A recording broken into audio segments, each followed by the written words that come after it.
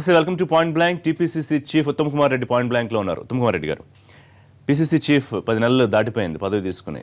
ఎట్లా ఉంది? బాధ్యత భారంగా ఉందా, బాగానే ఉందా? సరే, కొన్ని దశాబ్దాల తర్వాత కాంగ్రెస్ పార్టీ ఢిల్లీలో, ఇక్కడ హైదరాబాద్లో ఓడిపోవడం జరిగింది. కానీ ఇప్పుడు మేము ఆ ఓటమి యొక్క డిమోరలైజేషన్ నుంచి బయటపడి కార్యకర్తలను ఉత్సాహపరిచి పార్టీ కార్యక్రమాల్ని ఉధృతంగా చేస్తున్నాం. తప్పనిసరిగా 2016లో తెలంగాణ రాష్ట్రంలో కాంగ్రెస్ పార్టీ పూర్వ వైభవం తీసుకొస్తామని చెప్పి పూర్తి విశ్వాసంతో ఉన్నాం. పార్టీలో నాయకుడిగా ఉండడం వేరు, పార్టీకే నాయకుడిగా ఉండడం వేరు, చాలా వ్యత్యాసం ఉంది. దాన్ని ఫీల్ అవుతున్నారా ఆ వ్యత్యాసాన్ని? చూడండి, ఎప్పుడైనా సరే కాంగ్రెస్ పార్టీ చరిత్రలో ఇది రీజనల్ పార్టీ కాదు. ఒక జాతీయ పార్టీలో, కాంగ్రెస్ పార్టీ లాంటి జాతీయ పార్టీలో ఒక రాష్ట్రంలో కలెక్టివ్ లీడర్షిప్ ఉంటుంది. నేను నా బాధ్యతగా అందరు లీడర్లని, కార్యకర్తలని సమన్వయపరిచి మరి ఒకే మాట ఒకే బాట మీద తీసుకుపోయే బాధ్యత నాది. ఆ దిశలో మేము పోతున్నామని నేను అనుకుంటున్నాను. కష్టకాలంలో పార్టీ బాధ్యతలు భుజానికి ఎత్తుకున్నారు మీరు, కానీ మీకు కలిసి వస్తున్నారా మిగతా నాయకులు? కలుపుకోవడంలో మీరేమన్నా ఫెయిల్ అవుతున్నారా? నాకు నా అంచనాల్లో అయితే సరే, కాంగ్రెస్ పార్టీలో ఈరోజు విభేదాలని పెద్దగా ఏమీ లేవు. అందరం కలిసి నో అంటే ఇది ఒక ప్రజాస్వామ్య పార్టీ, ఒక జాతీయ పార్టీ. కొన్ని ఇష్యూస్లో అభిప్రాయ భేదాలు ఉండొచ్చు, కానీ మేజర్ డిఫరెన్సెస్ ఉన్నాయని ఏం లేవు. అందరం కలిసికట్టుగా అన్ని విషయాలు పనిచేస్తున్నాం అని చెప్పి నేను భావిస్తున్నాను. కానీ మీ భావనకి వాస్తవానికి తేడా ఉందని మీ కార్యకర్తలే, మీ పార్టీ నాయకులే కొంతమంది అభిప్రాయపడుతున్న పరిస్థితి. పార్టీ అధ్యక్షుడు, సిఎల్పి నాయకుడు రైలు పట్టాల్లాగా వెళుతున్నారు తప్ప కలిసి పనిచేయట్లేదు అని. అస్సలు అదంతా ఒక అభూత కల్పన, అవాస్తవం. అందరం సిఎల్పి నాయకులు ఇద్దరు, నేను, వర్కింగ్ ప్రెసిడెంట్, ఇతర నాయకులు అందరం కూడా కలిసికట్టుగా అన్ని విషయాలు సమిష్టి నిర్ణయంతో ముందుకు పోతున్నాం. ఇదేదో మీడియాలో ఊకేట్లు మీరు ఆనందం తప్పితే అది వాస్తవం కాదు. మీరు ప్రెస్ మీట్లకు వచ్చి బహిరంగంగానే ఒకళ్ళనొకళ్ళు విమర్శించుకోవడం వాస్తవం కాదా? కోమటిరెడ్డి లాంటి నాయకుడు పార్టీ అధ్యక్షుడిగా మీరు అన్ఫిట్ అని ఆయన బహిరంగంగా చేసిన వ్యాఖ్యలు రికార్డ్స్ లో లేవా? అసందర్భమైన మాటలు మాట్లాడతారు. మేము అందరం కలిసికట్టుగా ఎమ్మెల్సీ క్యాండిడేట్ గెలిపించి ఈ రాష్ట్రంలోనే భారీ మెజార్టీతో గెలిపించాం. ఇంకేమిటి రికార్డ్స్ లో లేవా గతంలో వాళ్ళు అన్నది? అరే, ఎవరో ఎప్పుడు అన్నది తీసుకొచ్చి మీరు ఇది గురించి మాట్లాడడం సరైనది. Are you happy with the result? MLC స్థానిక సంస్థలకు సంబంధించి మేము 3 పోటీ చేసి గెలిచాం. జాతీయ పార్టీ అయ్యుండి అభ్యర్థుల కోసం వెతుక్కోవడం, బరిలో ఉన్న అభ్యర్థులు చివరి నిమిషంలో వెనక్కి వెళ్ళిపోవడం అవమానం కదా కాంగ్రెస్? అసలు ఇది మీరు చెప్పేది వాస్తవమే కాదు. ఈ local body MLC elections, local body MLCs ఆ రిప్రజెంటేటివ్ స్ట్రెంత్ మీద ఉంటుంది. ఈ టీఆర్ఎస్ పార్టీ అధికారంలోకి వచ్చిన తర్వాత అడ్డగోలుగా అవినీతికి పాల్పడుతూ, అవినీతితో వచ్చిన సొమ్ముతో జెడ్పీటీసీలను, ఎంపీటీసీలను, కౌన్సిలర్లను కొనుక్కుంటున్నారు. దాన్ని మీడియా రాయరే. ఆ తర్వాత అందుకోసమే వాస్తవ స్ట్రెంత్ ఏదైతే ఉండిందో లోకల్ బాడీ ఎమ్మెల్సీ ఎలక్షన్ నాటికి, దాని ప్రకారం మా ఫలితం బాగా వచ్చిందని చెప్పి మేము వస్తున్నాం. అనేక స్టోరీలు మేము ప్లే చేసాం, బహుశా మీరు చూసారో లేదో నాకు తెలియదు. జరుగుతున్న ఎన్నికలు, పార్టీ ఫిరాయింపులు, తెర వెనుక మంత్రాంగాల గురించి మేము చాలా స్టోరీస్ ప్లే చేసాం. Maybe if I want to correct you. So Warangal ఉప ఎన్నికకి వెళదాం. ఉత్తమ్ గారు, వరంగల్ ఉప ఎన్నికకు ముందు ఉత్తమ్ కుమార్ రెడ్డిలో చాలా కాన్ఫిడెన్స్ కనిపించింది, ఖచ్చితంగా గెలిచి తీరుతా ఉన్నారు. కానీ భారీ మెజారిటీ, గతంలో కన్నా భారీ మెజారిటీ వచ్చింది. డిపాజిట్ కోల్పోవడం అనేది ఏమనిపించింది? రైట్, నేను దాని గురించి ఎక్కువ మాట్లాడదలుచుకోలేదు. వరంగల్ ఎన్నికలు అయిపోయి చాలా రోజులు అయిపోయి, but anyway you have to answer that question. ఆ వరంగల్ ఎన్నికలు అయిపోయి చాలు అయింది. మేము అనుకున్న దానికంటే రిజల్ట్ బాగా రాలేదు, అది వాస్తవం. సరే, దానికి ఏం జరిగింది? బాధ్యత ఎవరిది అంటే? బాధ్యత మీరు బాధ్యత తీసుకుంటారా? బాధ్యత అందరిది. సరే, నాదే ఎక్కువ బాధ్యత. 2 స్థానిక సంస్థల ఎమ్మెల్సీలో గెలిపించుకోవడం తప్ప ఏం చేయగలిగింది తెలంగాణ కాంగ్రెస్ పార్టీ ఈ కాలంలో? 2014 సార్వత్రిక చాలా బాగా చేసాం. రైతు భరోసా యాత్ర చేసాం, రైతు ఆత్మహత్యలని చాలా దాన్ని హైలైట్ చేసాం. ప్రభుత్వం ఏదో విధంగా స్పందించాలని ఒత్తిడి తీసుకొచ్చాం. చాలా ప్రజా ఆందోళన కార్యక్రమం చేపట్టాం. పార్టీని బలోపేతం చేయడానికి చాలా కార్యక్రమాలు చేపట్టాం. నా అభిప్రాయంలో గత 1 yearలో బాగా యాక్టివిటీ చేసాం. కానీ ఎంత యాక్టివ్గా మీరు ఉందాం అనుకుంటున్నా, మీకు కలిసి రాని సీనియర్ నాయకులు, కార్యకర్తలు కూడా కొంతమంది మీకు దూరంగా ఉంటూ అన్నమాట వాస్తవం కదా ఈ రోజున? అస్సలు వాస్తవం, యాక్చువల్ స్టేటస్ మాట్లాడుకుంటే అస్సలు వాస్తవం కాదు. సీనియర్ నాయకుల్లో ఎవరికి ఎటువంటి అభిప్రాయ భేదాలు లేవు. కార్యకర్తలు కూడా అంత ఉత్సాహంగా ఉన్నారు. సరే మరి మీరు అంటున్నదేమో కొంతమంది కాంగ్రెస్ పార్టీ నుంచి లబ్ధి పొంది అవకాశవాదులుగా క్యారెక్టర్ లేని వాళ్ళుగా పార్టీ మారుండొచ్చు. దానివల్ల పార్టీకి ఎటువంటి డ్యామేజ్ లేదని చెప్పి నా అభిప్రాయం. కొంతమంది మీ నాయకులే పార్టీ నుంచి వెళ్ళిపోయిన వాళ్ళు వెనక్కి తీసుకొచ్చే ప్రయత్నం చేస్తామని గ్రేటర్ అధ్యక్షులు లాంటి నాయకులు అంటూ ఉంటున్నారు. కానీ మీరేమో పార్టీలోంచి వెళ్ళిపోయినా నష్టం లేదు అని లైట్ తీసుకుంటున్నారు. ఈ అంటే ఎలా చూడాలి? ఒకటండి, మీరు దానికి వేరే వేరే విధంగా అర్థం చేస్తారు. వెళ్ళిపోయిన వాళ్ళ విషయంలో రెండో అభిప్రాయం లేదు, పార్టీకి నష్టం లేదు. ఓకే, ఎవరైనా వాపసు వస్తారంటే ఓకే, దానికి ఏమి ఎవరు వద్దంటలేరు. కానీ క్లియర్గా దానం నాగేందర్ మాట్లాడుతూ అవసరమైతే వెళ్ళి బతిమాలి సీనియర్ నాయకులు పార్టీకి ఉపయోగపడతారన్న వాళ్ళు వెనక్కి తెచ్చుకుంటామని చెప్పారు. ఓకే, రైట్, అందులో తప్పేం లేదు కదా. కానీ అధ్యక్షుడిగా మీ వాయిస్ దానికి కంప్లీట్ గా భిన్నంగా ఉంది. అది మీరు అనవసరంగా కాంట్రవర్సీ క్రియేట్ చేస్తారు. నేను చేయట్లేదు, ఇప్పుడు మీరన్నమాట, జస్ట్ బిఫోర్ మీరన్నమాట. ఏమంటారంటే ఎవరు పోయినా కాంగ్రెస్ పార్టీ ఒక మహాసముద్రం. Of course, okay, we will go forward. ప్రజల సంక్షేమం, రాష్ట్ర అభివృద్ధి ముందు ప్రధాన లక్ష్యాలు పెట్టుకొని ముందుకు పోతాం. ఏమన్నా పోతే ఎస్, వెనక్కి తీసుకురావడం తప్పేమీ లేదు. ఒక దశలో అసెంబ్లీలో మీరున్న పరిస్థితి, మీరు బిహేవ్ చేసిన తీరు, ప్రధాన ప్రతిపక్షం మీరు కాదేమో తెలుగుదేశం ఏమో అనిపించింది. వాస్తవం కదా? ఇవన్నీ పాత ముచ్చట్లు ఋషి. లేదు, this is not right. Uttam గారు, పాతవి అని కొట్టిపడేస్తే మనం చాలా మాట్లాడుకోవాలి. పాత విషయాల నుంచి ఇప్పుడు భవిష్యత్తు ఇవాళ జరుగుతున్నది, భవిష్యత్తులో జరగబోయేది కూడా ఉంటుంది. మీకు తెలియదు కదా. నేనేమంటున్నాను, అసలు మీరు ఏ విధంగా అనలైజ్ చేస్తారో కూడా అర్థం కాదు. మొన్న జరిగిన శాసనసభలో ప్రభుత్వాన్ని నిలదీసి ప్రజలకి సంబంధించిన ఇష్యూస్ అన్నీ కూడా ఒక మంచి స్థాయిలో దాన్ని లేవనెత్తి ప్రభుత్వం నుంచి సమాధానం వచ్చే విధంగా, చర్యలు వచ్చే విధంగా మేము కృషి చేస్తాం. చాలా కార్యక్రమాలకు శంకుస్థాపనలు చేస్తున్నారు మంత్రులు. అలాగే అనేక కార్యక్రమాలు ఇంకా ముందు చేస్తామని చెప్తూ ఉన్నారు. దానికి సంబంధించి పాజిటివ్గా రెస్పాండ్ అయ్యే అవకాశం ఉందా ప్రధాన ప్రతిపక్షంగా? ఓకే రిషి, ఇప్పుడు నేను చెప్పే విషయం మీరు ఎడిట్ చేయకుండా టెలికాస్ట్ చేయాలి. For sure. అసలు ఈ ప్రభుత్వంలో ఉన్న ముఖ్యులు హైదరాబాద్ నగరానికి ఏమీ చేయలేదు. హైదరాబాద్లో చేసిందల్లా వాళ్ళు గులాబీ హోర్డింగ్లు పెట్టడం, గులాబీ కండువలు కప్పడం, ఇది తప్పితే ఇంకొక పని చేయలేదు. హైదరాబాద్కి కొత్త ఎయిర్పోర్ట్ కట్టినండి కాంగ్రెస్ పార్టీ, హైదరాబాద్కి ఔటర్ రింగ్ రోడ్ కట్టినండి కాంగ్రెస్ పార్టీ, హైదరాబాద్కి పివి నరసింహారావు ఎక్స్ప్రెస్ కట్టినండి కాంగ్రెస్ పార్టీ.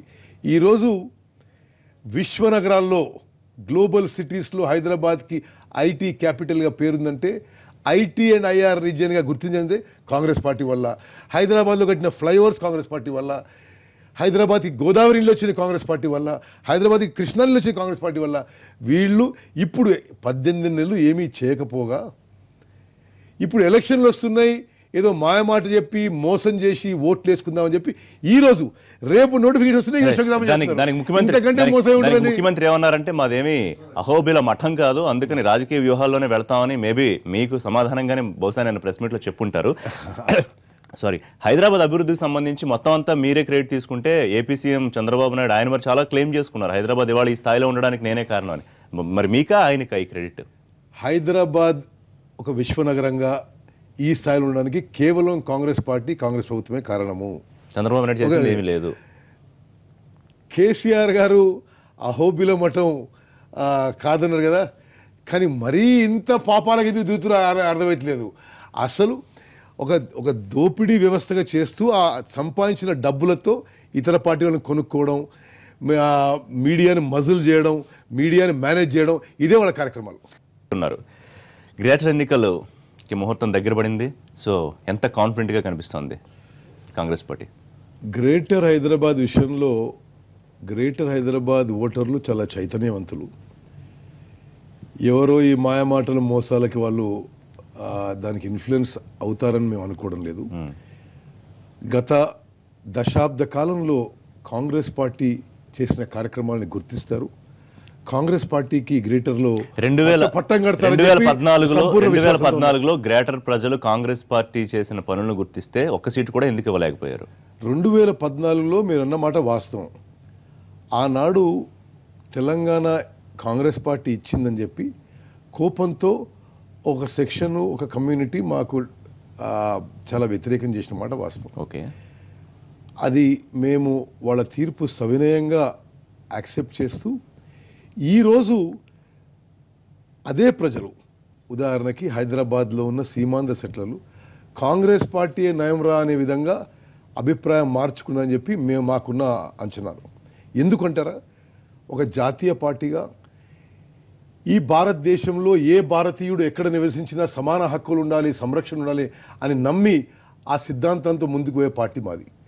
ఇప్పుడు అధికారంలో ఉన్న వాళ్ళు వాళ్ళని ఆంధ్ర వాళ్ళు బాగోనో లేకపోతే రకరకాల అవమానాలు చేసి దూషించి అసభ్య పదజాలం వాడి మాట్లాడిన వాళ్ళు వీళ్ళు. ఎప్పుడండి 18 నెలల నుంచి ఎటువంటి దాడులు జరగలేదు, అటువంటి పదాలు వాడిన వాళ్ళు లేరు. ఇవాళ ముఖ్యమంత్రి హైదరాబాదీలే, అందరూ తెలంగాణ బిడ్డలే హైదరాబాద్ లో ఉన్న వాళ్ళందరూ ఆయన చెప్తూ ఉన్నారు. సో మీరు అన్నదానికి ఎక్కడ సరిపోతుంది? ముఖ్యమంత్రి గారికి ఈరోజు ఓట్లు కావాలి, సీమాంధ్ర ఓట్లు కావాలని చెప్పి మళ్ళీ వాళ్ళని మోసం చేయడానికి ప్రయత్నం చేస్తున్నాడు.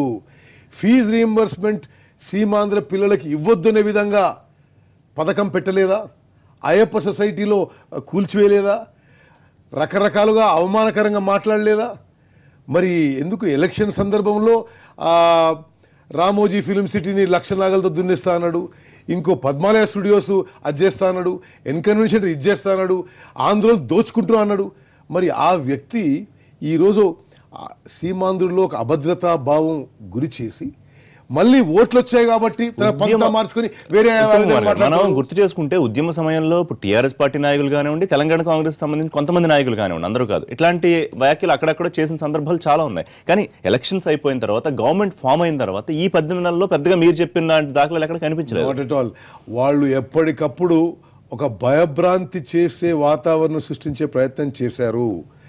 ఇప్పుడు గత ఈ నెలనో పోయిన నెలనో ఎలక్షన్లు వస్తున్నాయి, వాళ్ళ ఓట్లు కూడా కావాలని చెప్పి వాళ్ళ ధోరణి మార్చుకున్నారు. కానీ అసలు ఫాస్ట్ పథకం ఏంటంటే ఫీజు రీయింబర్స్మెంట్ ఎంత రాజ్యాంగ విరుద్ధం, హైకోర్టు కొట్టేసింది అది.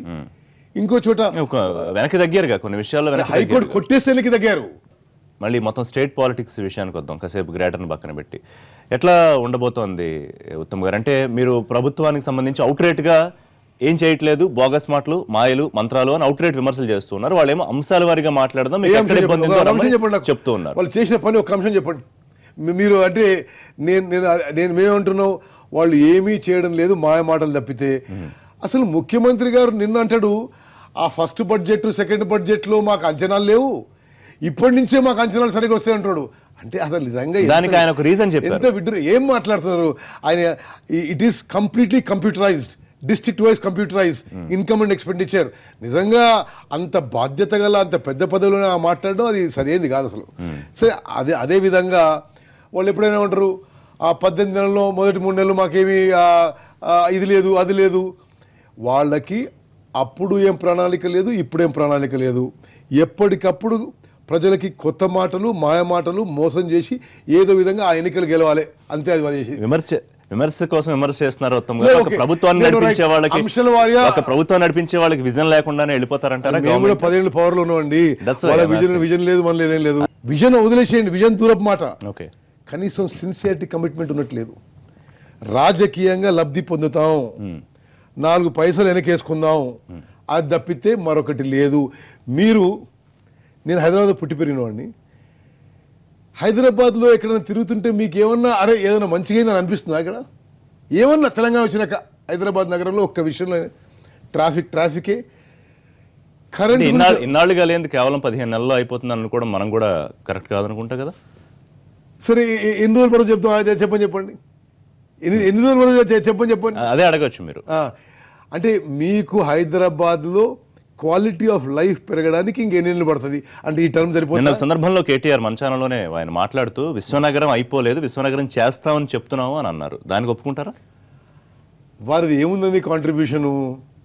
వాళ్ళది ఏముంది అసలు కాంట్రిబ్యూషన్? అంటే అయిందనగా yes, Hyderabad global city, Hyderabad విశ్వనగరం because of Congress party. I will tell you, IT exports లో భారతదేశంలో 2వ స్థానం 3వ స్థానం. నాకు తెలిసిన అంచనా 60,000 కోట్లు. కానీ ఐటీ మొత్తం ఈ స్థాయికి రావడానికి కారణం చంద్రబాబు అని తానే చెప్పుకుంటున్నారు, మీరు ఎక్కడ ఆయన పేరు ప్రస్తావించట్లేదు. చంద్రబాబు ఇప్పుడు మాతో పోటీ పడడం లేదు, ఓకే, అందుకోసం విమర్శలు చేయాల్సిన అవసరం లేదు. ఇప్పుడు ఎవరైతే మమ్మల్ని విమర్శించున్నారో లేదా ఎవరితో పోటీ పడుతున్నారో వాళ్ళ గురించి మాట్లాడుతున్నాం. రైట్. అండ్ ఇక ఒకటే, హైదరాబాద్ నగరంలో క్లైమేట్, వాతావరణం, వెదర్ బాగుంటుంది, దీనికి టీఆర్ఎస్ఏ కారణం అని అది ఒక్కటి చెప్పలేదు, ఇక అన్ని చెప్పిన వాళ్ళు. జిహెచ్ఎంసీ పీఠాన్ని కనుక జిహెచ్ఎంసీ పీఠాన్ని టీఆర్ఎస్ కైవసం చేసుకుంటే హైదరాబాద్ ప్రజలు అధికార పార్టీతో ఉన్నారని ఒప్పుకోవడానికి ఏమన్నా అభ్యంతరం ఉంటుందా? ఆ ప్రసక్తే రాదు. టీఆర్ఎస్ పార్టీ సరే ఒక పొలిటికల్ పార్టీ, వాళ్ళు చేసే ప్రయత్నం వాళ్ళు చేసుకుంటారు, కానీ వాళ్ళు రాజకీయ దిగజారుడుతనం, అనైక్యత, ఇమ్మొరాలిటీ, అప్రజాస్వామ్యం, నియంతృత్వం ఇది రైట్ కాదు. ప్రజలు గమనిస్తున్నారు. హైదరాబాద్ ప్రజలు కొంత డీప్గా ఆలోచన చేసేవాళ్ళు తప్పనిసరిగా ఈ ఎలక్షన్స్లో బుద్ధి చెప్తారని చెప్పి మేము భావిస్తున్నాం. ఉత్తమ్ కుమార్ రెడ్డి రాజశేఖర రెడ్డి లాంటి నాయకుల్లా మారబోతున్నాడు త్వరలో ఎలక్షన్స్ దగ్గరికి వచ్చే సమయానికి. చూడండి, రాజశేఖర రెడ్డి గారు చాలా ఇమేజ్ ఉన్న నాయకుడు, చాలా సుదీర్ఘ పోరాటం తర్వాత ఆ స్థాయికి వచ్చారు. నేను ఈ రాష్ట్ర పార్టీ అధ్యక్షునిగా కొన్ని నెలలే అయింది. నేను ఇంకా ఈ ప్రయాణంలో చాలా నేర్చుకోవాల్సి ఉంది. నేను చాలా దీనికి వర్క్ చేయాల్సిన అవసరం ఉంది. ఎవరితో పోల్చుకోవచ్చు, ఐఎమ్ వెరీ హంబుల్ మ్యాన్. దీన్ని ఈ రకంగా చెప్పుకోవచ్చా? నేను కష్టపడి ప్రయత్నం చేస్తాను. దీని రకంగా చెప్పుకోవచ్చా? ఉత్తమ్కి హైకమాండ్ దగ్గర చాలా ఇమేజ్ ఉంది, ఆ ఇమేజ్ లోకల్ నాయకుల దగ్గర పెంచుకోవాల్సిన అవసరం ఉంది. అట్లేం లేదే, మేము అందరం ఇప్పుడు లోకల్ నాయకత్వం అట్లా మీరు ఏదో ఊహిస్తున్నారు. మీరు తెలంగాణలో Congress party leadership is a collective leadership. 2019లో కాంగ్రెస్ పార్టీని అధికారంలోకి తీసుకురాగలరన్న నమ్మకం ఉందా ఇవాళ పరిస్థితిని బట్టి? 100% 2019లో కాంగ్రెస్ పార్టీ తెలంగాణలో భారీ మెజారిటీతో అధికారంలో వస్తుంది. ఉత్తమ్ కుమార్ గారు, చిరకాల మిత్ర పార్టీ ఎంఐఎం ఈసారి మీకు టాటా గుడ్ బై చెప్పినట్టుంది. చూడండి, ఎంఐఎం పార్టీ కాంగ్రెస్ పార్టీ మిత్ర పార్టీగా డైరెక్ట్ ఇండైరెక్ట్ అలయన్స్ ఉన్నమాట పద్ధతిలో వాస్తవం. దాంతో వాళ్ళు చాలా విధాలుగా రాజకీయంగా ఇతర విధాలుగా బలపడ్డారు.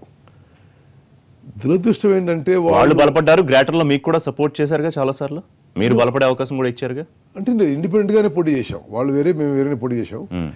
అయితే వాళ్ళకి ఆ తర్వాత ఎందుకు ఆలోచన మారిందో కానీ ఆన్ రికార్డ్ మీకు చెప్తున్నాను, ఈరోజు ఎంఐఎం వాళ్ళు బీజేపీతో ఒక చీకటి ఒప్పందం, ఒక ఇండైరెక్ట్ అండర్స్టాండింగ్తో ఉన్నారు. బీజేపీ ఎంఐఎం బీజేపీతో జాతీయ స్థాయి నాయకత్వంలో టచ్లో ఉన్నారు.